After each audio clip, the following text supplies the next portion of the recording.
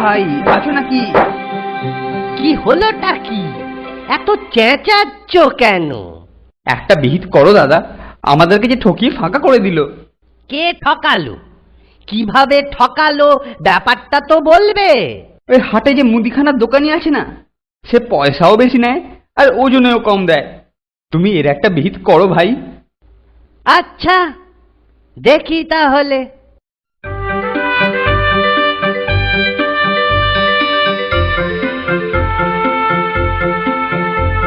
কি খবর দাদা, ভালো তো? এই চলছে একরকম। কি দেব? এই 200 গ্রাম অরহর ডাল, 500 গ্রাম ময়দা। এই নাও টাকাটা। পরের দিন দেবো। নমস্কার দাদা, ভগবান ভালো করুক। কি দেব? অরহর ডাল আর ময়দা।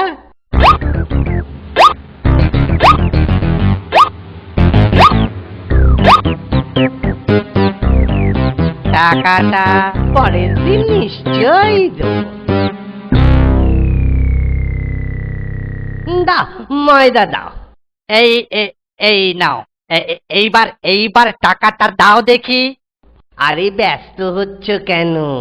আমি কি দেবো না বলেছি? আজকের দিনটা যাক, কালকে নিশ্চয়ই দিয়ে দেবো।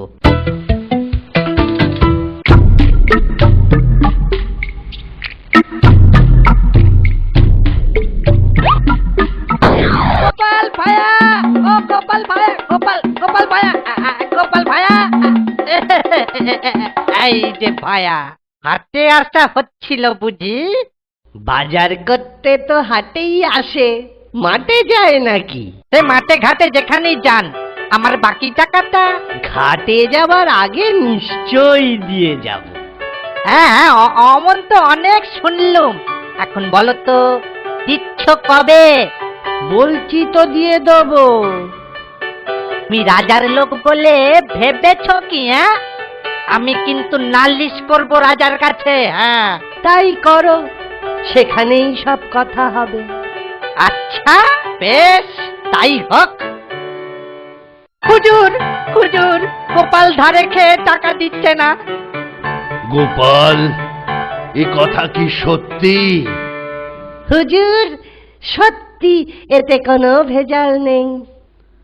দোকানি, তুমি কত টাকা পাও? হুজুর, হুজুর 10 টাকা। 10 টাকা, বেশি নয়। এটাও কি ঠিক? না হুজুর, এতে ভেজাল আছে। মানে কি বলতে চাও কি? সামান্য কয়েকটা টাকা হুজুর, কিন্তু ও দুগুণ করে বলছে, 10 টাকা। দোকানি, তোমার হিসেব ঠিক আছে তো? এই দেখুন হিসাব। এই তো দেখছি হিসেব ঠিকই আছে। হুজুর, আমি অরহর ডাল আর ময়দা নিয়েছি। কিন্তু খাতায় ঘিও লেখা আছে দেখছি। ওইখানেই তো ভেজাল। আমি তো ঘি খাই না, তাই নেওয়ার কোনো প্রশ্নই নেই। হুজুর, অরহর ডাল আর ময়দাতে ঘি তো লাগবেই। ঘি ছাড়া কি এসব খাওয়া যায়? সত্যি তো, ও তো কিছু ভুল বলছে না। যতদিন ডাল ময়দা নিয়েছে, ততদিন ঘিও নিয়েছে। না না গোপাল, তুমি 10 টাকা দিয়ে দাও। আপনি যখন বলছেন তখন দিচ্ছি, কিন্তু ও বড্ড।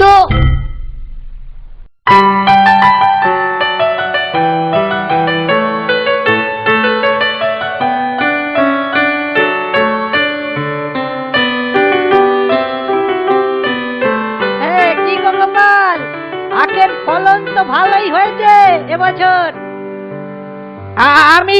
আমি আগাম বলে রাখলুম, আমায় কিছু কলসি গুড় দিও। তোমার দোকানে ধার খাই আর তোমাকে দেব না, সে কি কখনো হয়? কম করে 8-10 কলসি। হ্যাঁ, 8-10 কলসি গুড় দিও। ঠিক আছে, 10 কলসি গুড় তুমি পাবে। এই 10টা কলসিতে অর্ধেক করে মাটি ভর। মাটির ওপর এবার গুড় ঢাল। বেটা আমার সাথে জোচ্চুরি।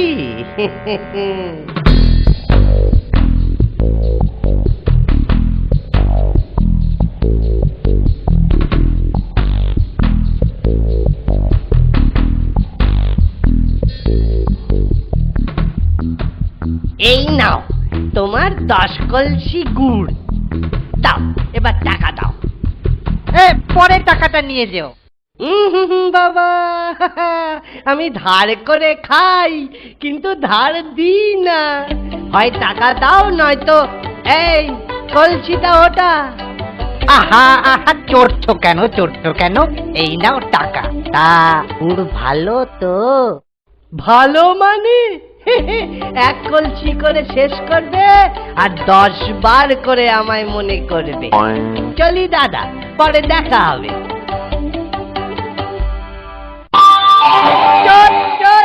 চোর কোথাকার, হ্যাঁ? বদমাইশের গাছ।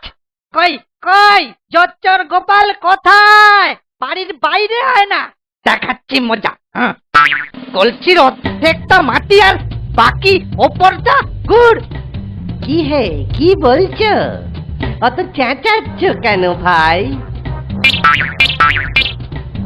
চেঁচাবো না মানে? অর্ধেক মাটি আর অর্ধেক গুড়। জুয়া চুরির জায়গা পাও না, হ্যাঁ?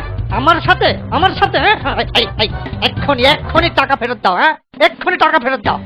কিসের টাকা? টাকা দিয়েছো, গুড় পেয়েছো, এবার কেটে পড়ো। তোরে তবে রে নচ্ছার পাজি বিটলে, হ্যাঁ? দেখাচ্ছি তো।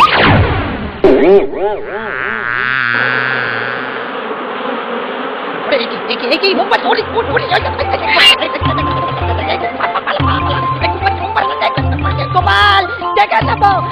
আমার টাকা নেই, আমার টাকা নিয়ে পালালাম। গোপাল।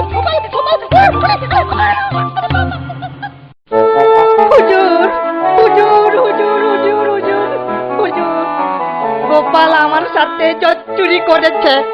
কিরকম জুয়া চুরি?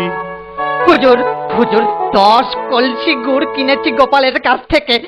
তাহলে জুয়া চুরিটা কোথায়?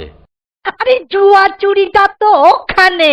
কলসির অর্ধেক মাটি আর অর্ধেকটা গুড়। কথা চোর, বদমাইশ। গোপাল, এরকম হলো কেন? হুজুর, মাটির কলসিতে তো মাটি থাকবেই। অরহর ডাল আর ময়দা কিনলে যদি ঘিও কিনতে হয়, তাহলে আমার কাছ থেকে গুড় নিলে অর্ধেক মাটি তো নিতেই হবে মহারাজ। মনে পড়েছে, বুঝলুম ব্যাপারটা। ঘিয়ের দাম নেবার সময় দোকানি তোমার কি মনে হয়নি যে তুমি জুয়া চুরি করছো? তখন কিন্তু গোপাল তোমাকে 10 টাকা দিয়ে দিয়েছিল। তুমি 20 টাকা জরিমানা দিয়ে দাও, এই আমার আদেশ। হুজুর, 1/2 টাকা নয়, একেবারে 20 টাকা। হয় টাকা দাও, নয়তো শাস্তি তোমাকে পেতেই হবে। বলছেন যখন দিচ্ছি। এই নাও 20 টাকা। তুমি যে পাকা জুয়া চোর, গোপাল বুদ্ধি দিয়ে তা রাজসভায় প্রমাণ করে দিল।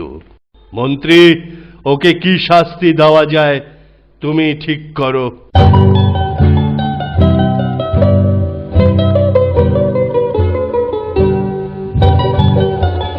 কৃষ্ণনগরের লোক দেখুক জুয়া চোরের শাস্তি।